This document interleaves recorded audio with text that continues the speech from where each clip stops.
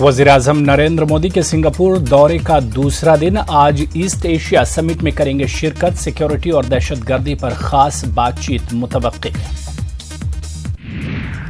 केरल हुकूमत की all party meeting आज। सबरीमाला मंदिर के तनाज़ों की इस्लाहात पर किया जाएगा गौर ख़ौस। सुप्रीम कोर्ट के फैसले के बावजूद अयप्पा भक्तों की जानिब से रुकावटें जारी। अमित शाह का एमपी दौरा आज। इंदौर में अवामी रैली से करेंगे खिताब। मुख्तलिफ जगहों पर अवामी रैली और रोड शो में लेंगे हिस्सा। छत्तीसगढ़ में तशहीरी मुहिम का जोर शोर। सीएम योगी आज भी छत्तीसगढ़ में तशहीरी मुहिम में लेंगे हिस्सा। मायावती और अखिलेश भी उतरे मैदान में। एमपी कांग्रेस की पहली लिस्ट का इंतजार जारी। आज होने वाली सीईसी मीटिंग के बाद हो सकता है उम्मीदवारों के नामों का ऐलान।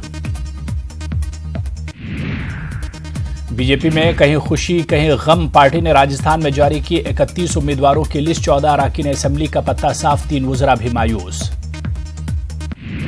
राजस्थान में असेंबली इंतखाबात के लिए पर्चा नामजदगी का चौथा दिन आज। कल करीब 100 उम्मीदवारों ने दाखिल किया था पर्चा नामजदगी। आज बिहार के दौरे पर हैं सदर जमहूरिया रामनाथ कोविंद। केंद्रीय कृषि यूनिवर्सिटी पूसा के कन्वोकेशन प्रोग्राम में लेंगे हिस्सा। 500 तलबा को देंगे मेडल। आज 18 बरस का हुआ रियासत झारखंड। रांची के मोरहाबादी मैदान में प्रोग्राम का इनेकाद। सिक्योरिटी के सख्त इंतजामात।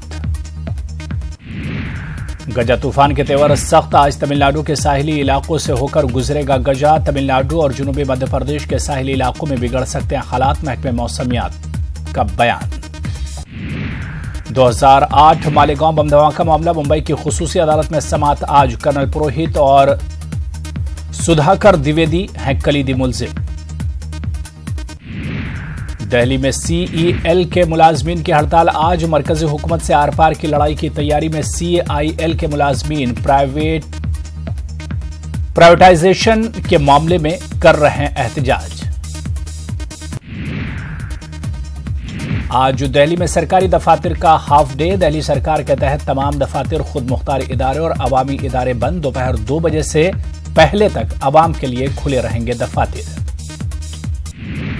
फजाई आलूदगी मामले में आज एनजीटी के सामने पेश होंगे यूपी, पंजाब समेत 5 रियासतों के चीफ सेक्रेटरीज। एनजीटी को देना होगा जवाब। फजाई आलूदगी के सद्देबाब के लिए उठाए कौन कौन से कदम।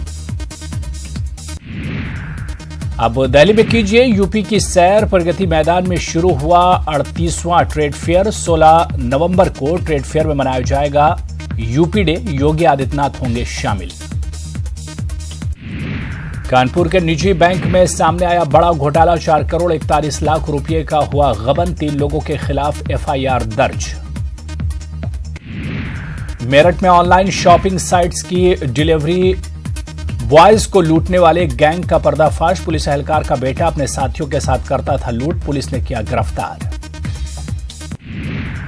न्यूज़ 18 उर्दू की खबर का असर। हज दरख्वास्त फॉर्म में आई कमी का मरकजी हज कमेटी लेगी जायजा। फॉर्म दाखिल करने की तारीख में तौसी की कराई यकीन दहानी। शहरों के नाम बदलने को लेकर मरकजी हुकूमत पर ममता बनर्जी का तीखा हमला। मगरबी बंगाल का नाम बदलने की कार्रवाई में हो रही ताखीर पर उठाए सवाल। राजस्थान असेंबली इंतखाबात से कबल बीजेपी को झटका। रुकने पार्लियामेंट हरीश मीना और रुकने असेंबली हबीबुर रहमान कांग्रेस में शामिल। अफगानिस्तान में वर्दक और तुजार सूबों में तालिबान ने अफगान फौजियों को बनाया निशाना। तालिबान के हमलों में 1 दर्जन अफगान फौजी हलाक। यमन के हदीदा में इत्तेहादी फौज के हमले में 7 शहरियों के हलाकत। पोर्ट सिटी हदीदा पर कंट्रोल के लिए इत्तेहादी फौज कर रही है जद्दोजहद। फिलिस्तीनी ग्रुप ने जंगबंदी पर कायम रहने के लिए रखी शर्त। कहा इजराइल अगर जंगबंदी का पाबंद रहेगा तो फिलिस्तीनी भी सीज फायर पर रहेंगे कायम। गजा की नई जंगबंदी के बाद एहतजाजन इसराइली वजीर दिफा लेबरमैन हुए मुस्ताफी। हमास के खिलाफ जोरदार कार्रवाई का किया मुतालबा।